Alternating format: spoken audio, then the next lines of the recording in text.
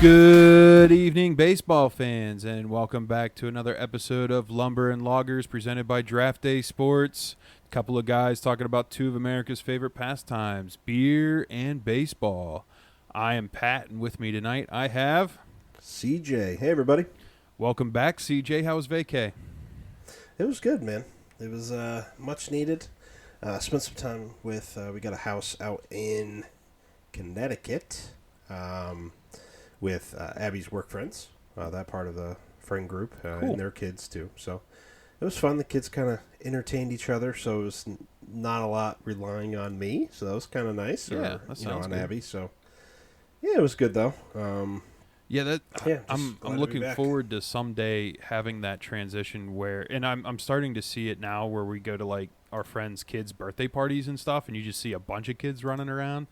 It's not like when your first friend starts having kids and they have like that one kid that's like awkwardly there, you know what I mean? And now it's getting to the point that like there's a lot of kids running around. We're going to kids' birthday parties. So like going on vacation and like bringing kids, like that's got to be, it's different. You know what I mean? It's just an adjustment. Yeah, adjustment, a little extra stress, but you get through it. It's fun. As long as they have fun, it makes you kind of feel good. Like we got one good beach day, and just watching them like play in the sand together was fun. And that was actually the beach. I didn't know this when we were going. Was the one that I went to as a kid every summer to see my mom's friend and everyone. We would go out there and hang out with their family and Oh, that's go cool. to the beach and go crabbing and Huh. That's cool. Yeah. Yep. Well, nice. Well, welcome back. We're glad to have you back, and I'm sure our fans are glad to have you back. They don't have to just listen to me rant and rave about It was baseball. a good episode. Hey, like I said, we're here for the Did people. what you could. We're here for the people. So we're just trying to keep everybody updated on what's going on around the league. It's hard. Like we were just talking about it off air. I watch Cardinal games, and that's most of the baseball that I watch. And so like when I get on here to kind of do a little bit of research for the podcast, I get to see what's going on around the league. Not everybody has that time or wants to take the time. It's easier to listen to somebody tell you what's going on. So Facts. all right. Well, I know CJ is on some antibiotics, so Yes. alcohol is not okay, but Correct. I'll partake. That was a good crack. That was a good crack. All right, so tonight I have another Warsteiner. So last week I had one of their other beers. Which one was that? Tonight I have Brewer's Gold, which again is brewed to the German standard, which, as we all know, America's standards are very low, and so it's full of terrible things. Whereas this is made in Germany and filled with real ingredients such as water, barley, malt, hops extract, and yeast. So last week I had the Warsteiner Dunkel. Tonight I have the Warsteiner Brewer's Gold, the German beer specialty. Brewer's Gold, huh? Mm-hmm. What kind of beer is that? Oh boy. Is it like an ale? Oh boy. It is. I don't know. Why doesn't it tell me what it is? I don't know. When you see Brewer's Gold, I don't know. I feel like a Pilsner. Like golden ale. Well, I Pilsner? kind of thought maybe like a golden ale. Yeah, like a golden Yeah. ale or a Pilsner maybe, but it doesn't really say what it is. It's just the What gold. color is it? Brewer's Gold. It's in a can. I don't know. I can't tell. shine your light down there. Shine your light down there. All right. My light hurts. So we got the beer taken care of. Let's shine some light on some news there, CJ. What do you got for us tonight? So, I know you don't like him. Candy Arm. But he is a brewer. Yeah. Yeah. Yeah, brewer still. He is. Christian Yelich is out for the season. He's getting back surgery, so that kind of sucks at his age. All-star. Yep. He was having a decent year. He played in like 73 games. He bat .315, 11 home runs, 42 RBIs, and 21 stolen bases. And that Brewers offense is basically what was carrying the team at the beginning of the year. So I think losing Yelich, it might hurt. It might hurt. We'll see. Yeah, I mean they've played what, like 100, and they played like 40 other games without him too. He's only played 70. So That's true. That's true. I don't know. I mean, he was having a good year. Kind of sucks to see him because he is one of the stars of baseball. It doesn't suck that bad if we're being honest. That's true. He is on the Brewers. No, we don't want to see anybody get hurt. We don't want to see anybody get hurt. Yeah, injuries are never good. No. Another interesting thing, as we were looking through stats, we may be starting a Triple Crown watch. Oh boy. Who's going to be the king? Judge. All rise for the judge. For the judge. King Judge is currently RBIs above the whole league. He has 12 more RBIs than anyone right now. He has 6 more home runs, and his average keeps climbing. Honorable mention for Landon Lumber. I'm going to do it now. He's hitting .571 again. Like, dude, he's putting up like video game numbers. This is crazy. His average is up to .333 now. He's only 16.016 points away from Bobby Witt for average. It's going to be hard to catch. If Bobby keeps putting the ball in play, it's going to be hard. It's going to be hard for him to catch him. So. But what's crazy is you look at the average numbers, and the closest person from the NL is Luis Arias, and he is hitting .307. Everybody else is in the AL. Yeah. Yeah. So it's Stephen Kwan, Vlad. Oh, Vlad surprises me. So 323? If Aaron Judge wins the AL crown, it'll be a complete league crown. Yes. Not just the AL crown, which I know that's been done. I think Miggy won it. Albert came close in the NL, but Miggy definitely won it, and I think that he was lost just it with the AL. Bonds. Stupid Bonds. Yeah. Crushing homers.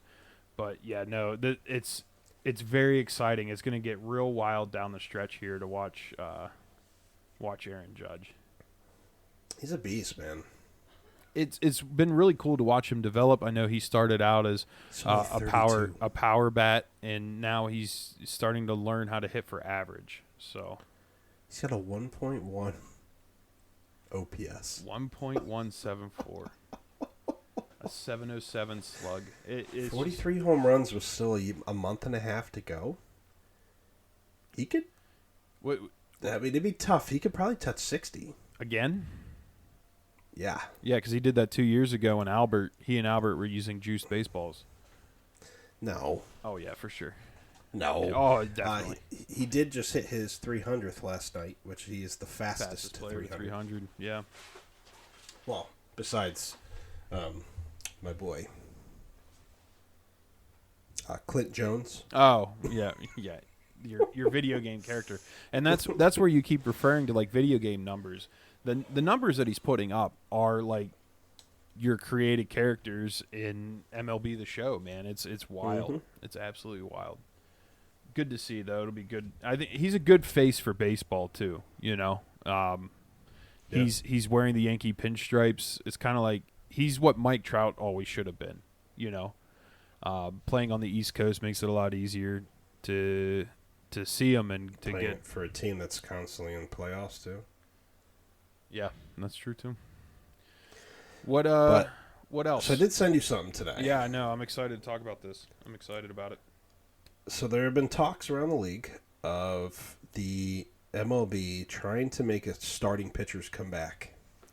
And by that I mean, like, right now the starting pitcher, there's very few that like are really dominant and that go at least 5-6 innings each time. So they're trying to make a new rule go into effect, which would be kind of, these aren't like official. These are just talked about. Some instances when a starter would be allowed to leave early would only be if he has more than 100 pitches, or he gives up 4 or more earned runs, or he gets injured. And when he gets injured, he has to go to the IR, which I think that's good because you would have guys saying that they have cramps or something, right, and they have to come out of the game. Right. Go ahead. What are your thoughts on this? My thoughts are, why do we pay managers? Let's fire them. You know, what's the point? We're basically going to have rules dictate how we play the game.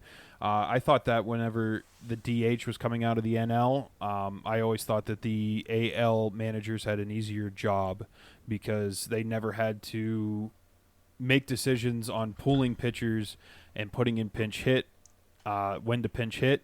I thought, it was just going to make the game a lot easier. Now, it has my opinion on the DH has changed some, and I kind of like how it is.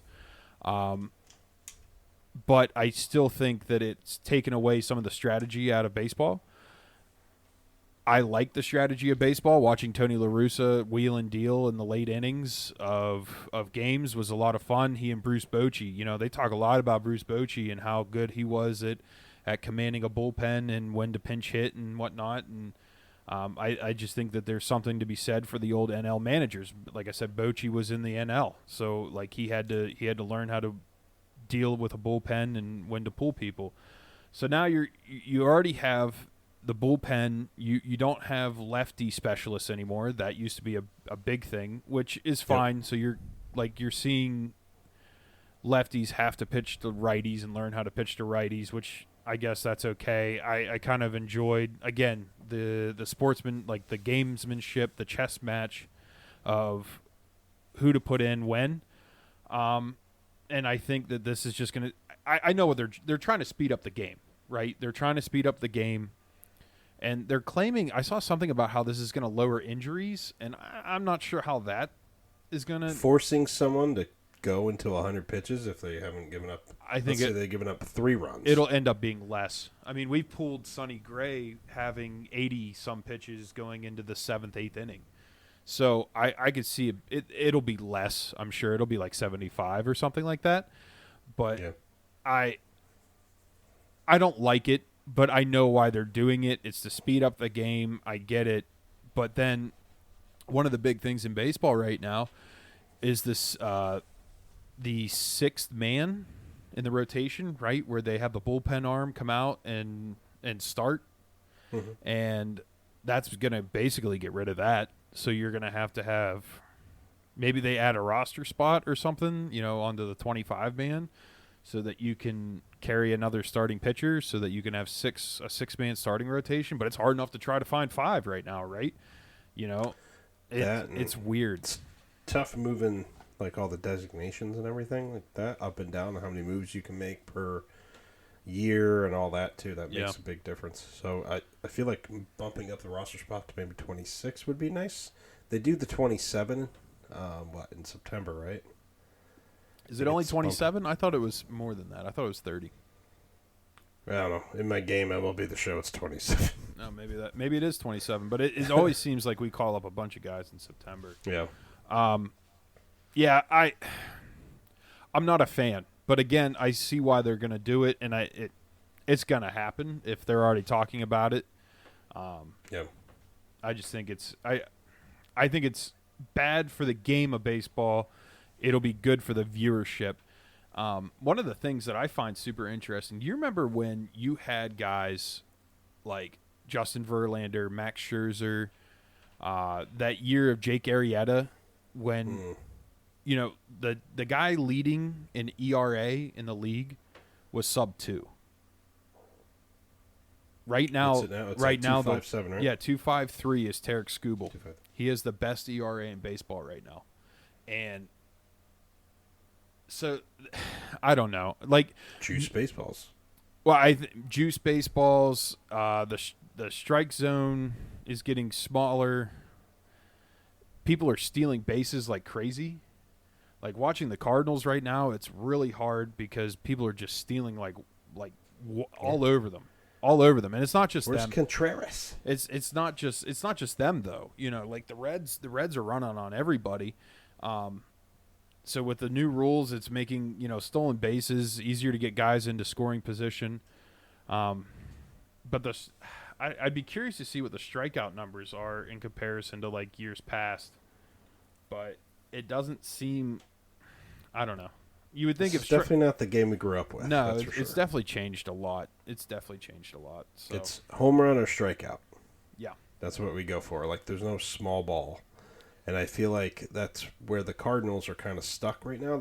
They still can play small ball a little bit, but it doesn't produce a lot of runs in this type of.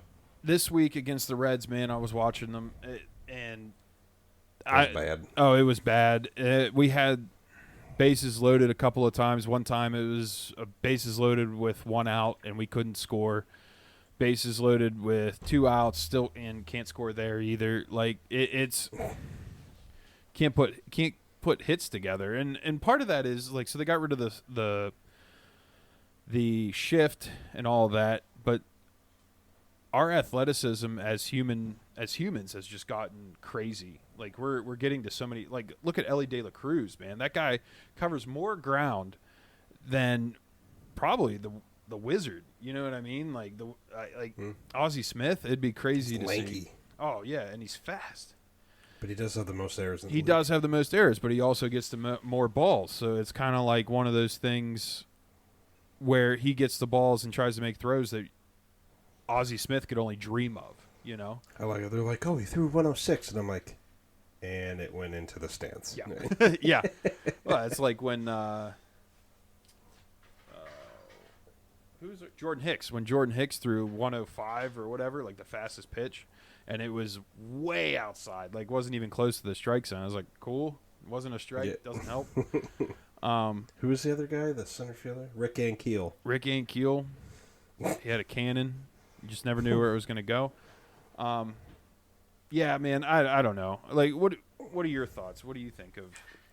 I'm kind of torn with it. I mean, let's be honest. Like, if these rules kind of say, let's say they lower the number of pitches, right, to like, let's say 80, right? I mean, you're going to leave in your starting pitcher if he hasn't given up 4 runs and he's less than 80 pitches anyway. Usually, right? Yeah. I mean, maybe if you get like 3 earned runs and then all of a sudden you hear like a good crack on the bat on a hit, so it's like, okay, he's, third time through the order, which we all know OPS goes up. And that's when a manager is like, okay, maybe he lost a little bit of it, right? Like, maybe they're starting to figure him out, and that guy got a good bat on it. You could hear it, know. But I don't know if it'd make that much of a difference. Like, if they give up 4 runs, let's say in the first inning, okay, then you can pull them. I mean, they're not gonna like force them if they give up 4 or more to go the whole inning. But how many times have we seen Adam Wainwright give up like a run or 2 in the first and then settle in and go into the 8th inning? And right? and sometimes, depending on how your series has been going, if your bullpen has been worked and all your guys are gassed and can't get out there to pitch, you're going to have a sacrificial lamb. I've seen it so many times where you're going to have this pitcher and he's out there and he's giving up 8 runs and it's like, sorry, bro, we don't have anybody to put in, and you just leave him out there and he's the sacrifice. That's just how it goes. I like that, right? Trial by fire. Make the outs. I've seen relief pitchers come in and struggle, like young relief pitchers come in and struggle, and they're like, sorry, the rest of the bullpen threw yesterday. You're what's left. And you're going to suffer through this game until we can put in a position player. So, yeah, I feel like they are putting the managers into a box, and you're going to have guys that are just I don't know what they're going to do. They don't have to make managerial decisions, really. It'll just be coaching at that point and trying to fix your batters and your pitchers to try and make them better. You're not going to be actually managing a game at that point. So, yeah, I don't know. I agree with that. We shall see if it actually goes through. I think if they're already talking about it, it probably will go through, though, at some point. Probably take a couple years. It didn't take long for I guess it did take a while for the DH, but I think DH, and then you got the strike zone system. That hasn't gone into effect yet. The 3 inning or the 3 batter minimum and the pitch clock came in pretty quickly, so I could see this going through pretty quick. But we'll see. Wait, 3 batter minimum? Yeah, 3 batter minimum or the end of inning, I think. Yeah, relief for a pitcher. Yeah, relief pitchers. Relief pitchers have a 3 batter minimum. Add some strategy in, right? No. What? I don't think. Because you can't just bring them in for like a lefty against a lefty. Right. That was the whole point. Because if you have a lefty and then you have two righties. That was the whole point. That was like, I mean, you had, I'm trying to think of one of the alphabet guy, Rashinsky or Rashpinsky or whatever. He was a lefty specialist, man, and he would come in, he would face the top left-handed, Ellie De La Cruz or whoever, your top left-handed batter, and then he's gone, and then you bring in the next guy for the righties. That just takes forever. I don't care. I get why they got rid of it. It's the strategy of baseball, man. I love the strategy. Like I said, watching Tony La Russa try to navigate a game, or like Bruce Bochy, those managers that could wield a bullpen and their bench. That was the other thing. Like back then, you actually had to have good bench players, and now, like we've carried Matt Carpenter and Brandon Crawford, and how much have they been pinched hit? They're terrible. They're just on the bench. Like, they're just taking up roster spots. It's so dumb, dude. I don't know. Anyway. All right. Let's get into our hot and cold Deep trends breath, here. buddy. Yeah, let's get into our hot and cold trends. Maybe a little Cardinal rant, a little Redbird rant. We'll see. Well, this will make you happy. No, it won't. All right, go ahead. What? You start. Pirates. Sock. They were so good a couple weeks ago. Like, starting to show some life, Skeens. And now they've lost 10 in a row. 10 in a row. Can they break the White Sox record this season? I very much doubt that. That'd I very be impressive. much doubt that. But something to keep an eye on. We'll update you next week. I saw something very interesting. Somebody was predicting that the Pirates, because they're losing, they'll shut down Paul Skeens because they don't have a chance of playoffs. If that happens, Jackson Merrill looks like the favorite for Rookie of the Year, which would be If you money for shut Papa. him down, he gonna get pissed. If he was in contention for the Cy Young, and I know Pirates fans, you may not want to hear this. He could be. I don't think so. I don't think he Not has enough wins.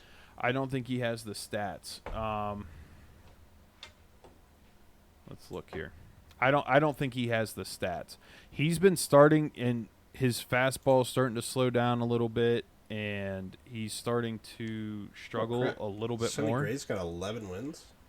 He also is 7th in the entire league in strikeouts, which is crazy to me.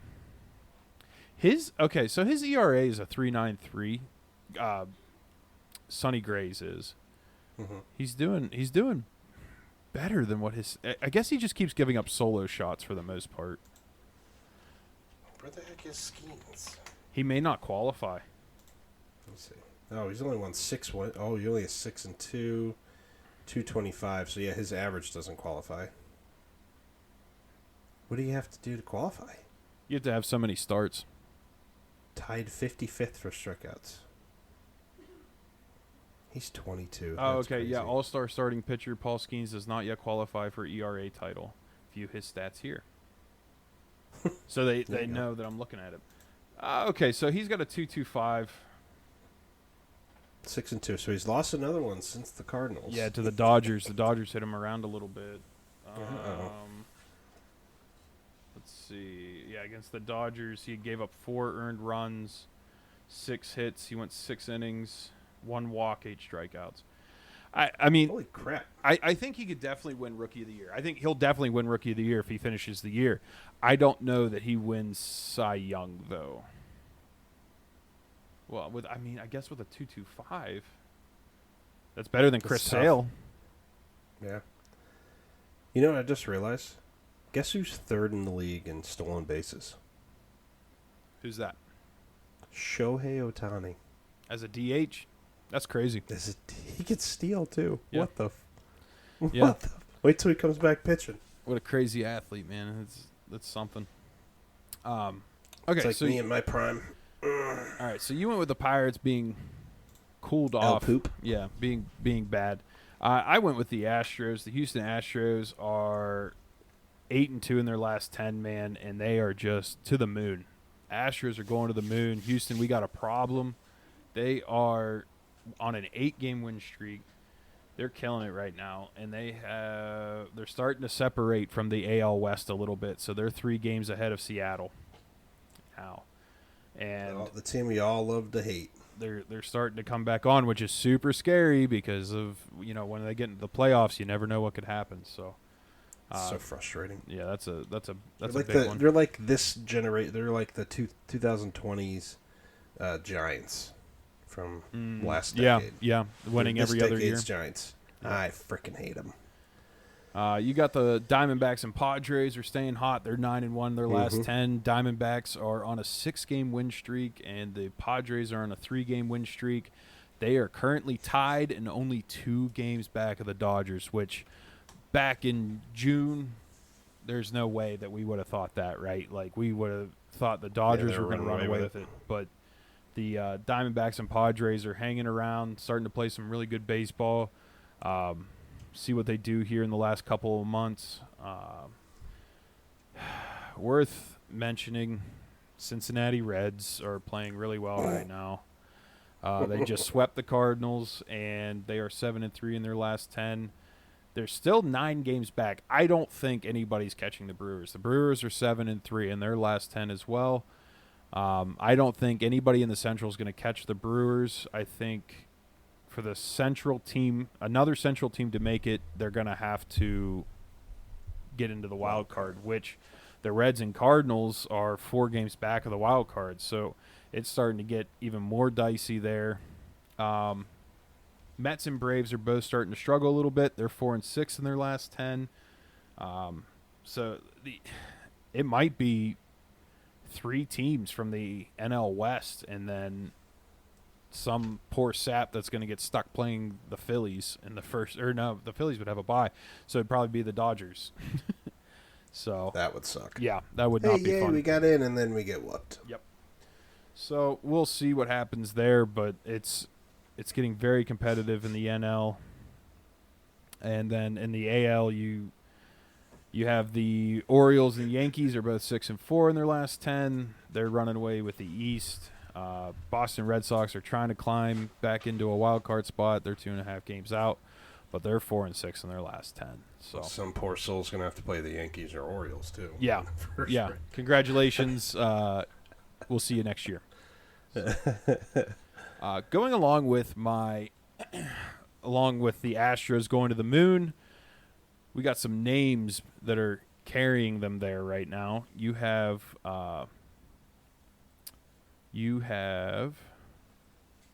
it's already in. You have Yordan Alvarez, who's been hitting it well. He's got 3 homers, 6 RBIs in his last 7 days.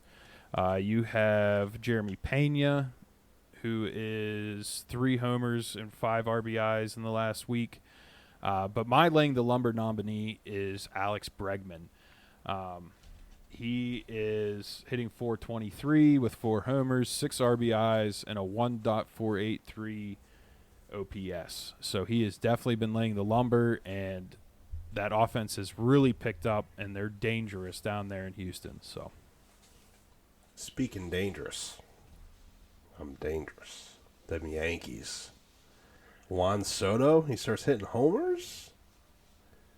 Hitting .350, 6 home runs, 8 RBIs, 9 walks, and only 2 strikeouts the last 7 days. He's got a 1.8 OPS.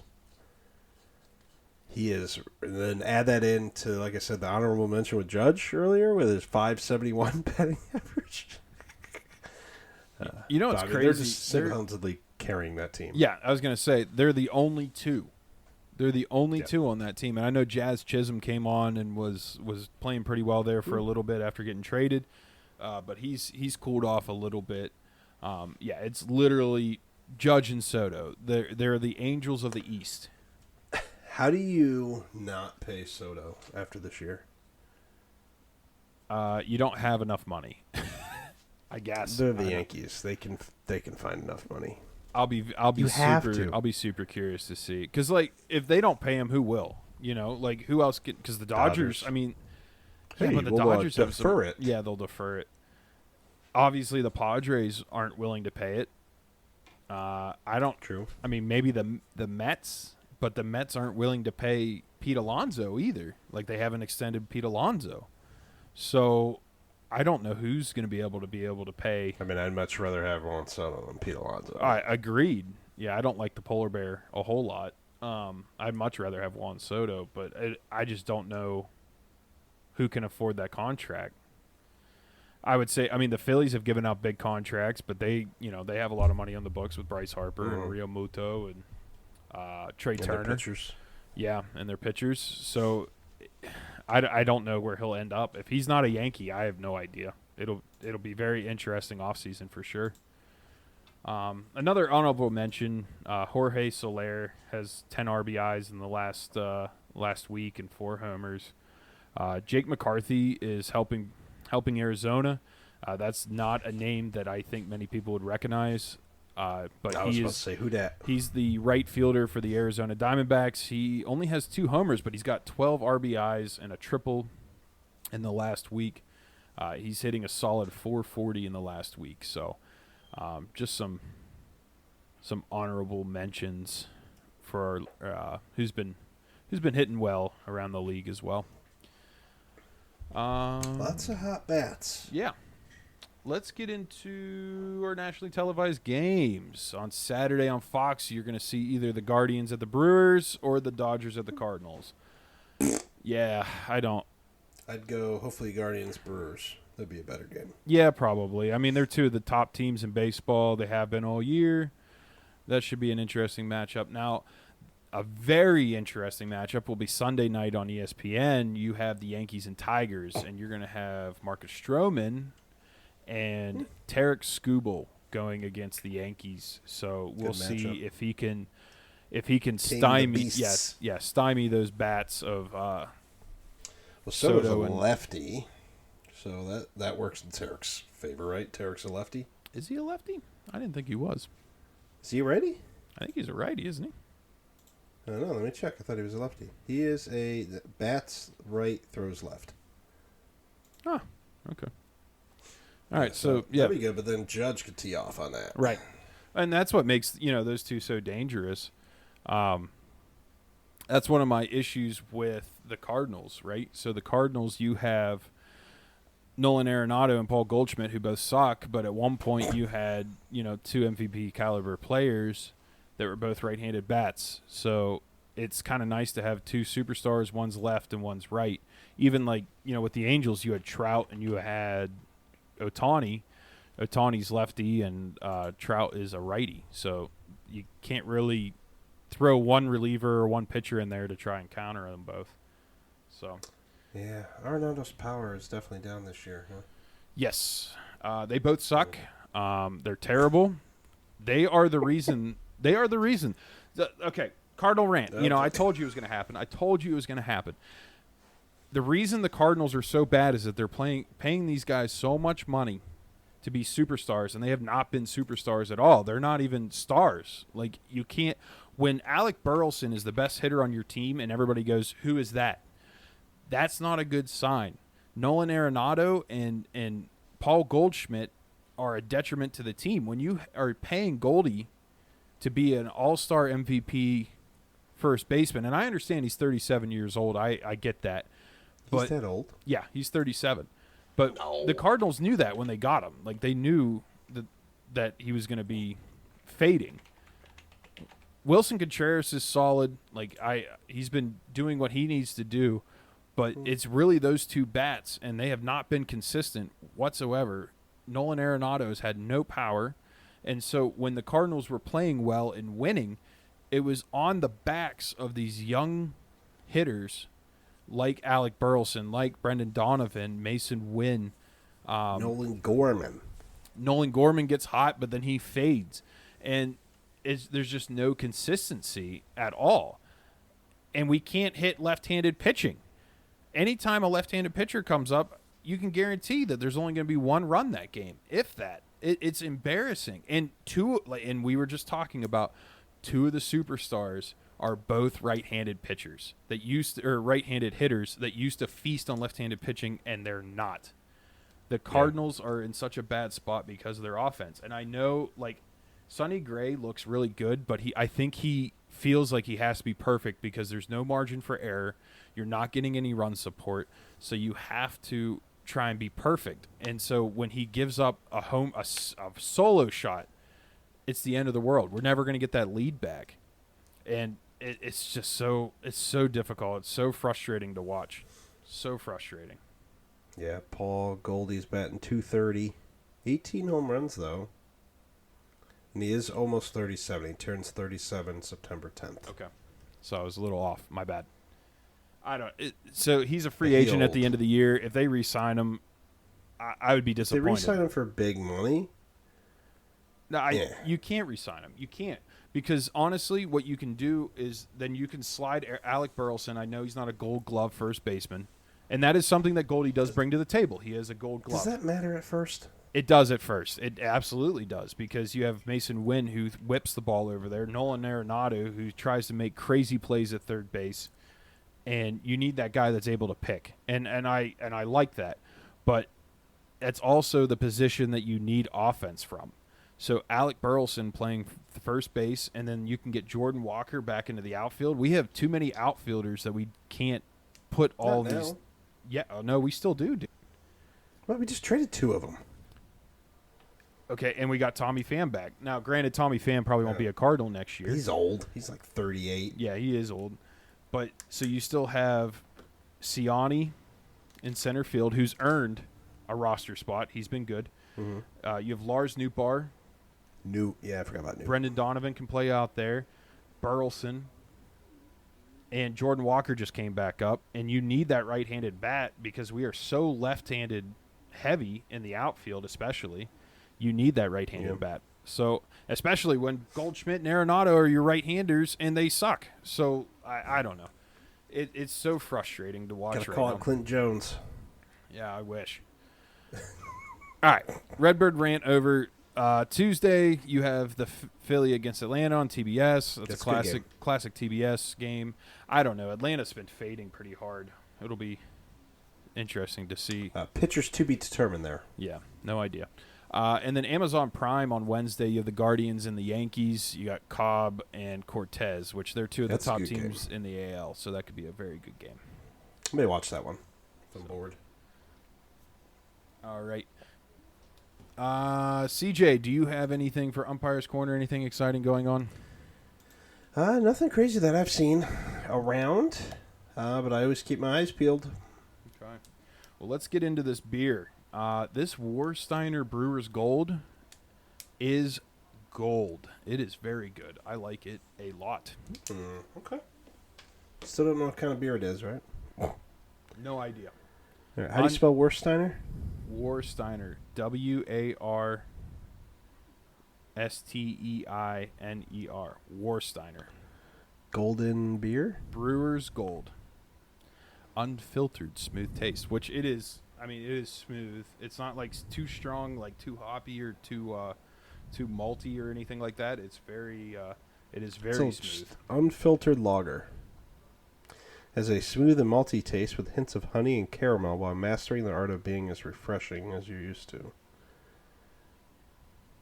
It is refreshing. It's an amber lager. Amber lager. Okay, so that makes sense. So, yeah, it's very good. I'm going to give this is a solid triple. I like that a lot. That is a Ellie De La Cruz shot to the gap. I'm taking 3. Shot to the gap. Dude, you can get that shit on like an easy double. Guy is so fast, man. The Reds are, it pains me to say it, the Reds are a lot of fun to watch, man. They run. They put the pressure on the pitchers. Yeah, you put pressure on people. Yep. That's how you get mistakes and make them look like a little league team by throwing the ball around. Alrighty. Thank you, everyone, for listening to Lumber and Loggers presented by Draft Day Sports. If you liked what you heard here, refer us to a friend. Like I said, we come on here once a week, and we just try to give you a little update of what's going on around the league. You can find us on Facebook, Instagram,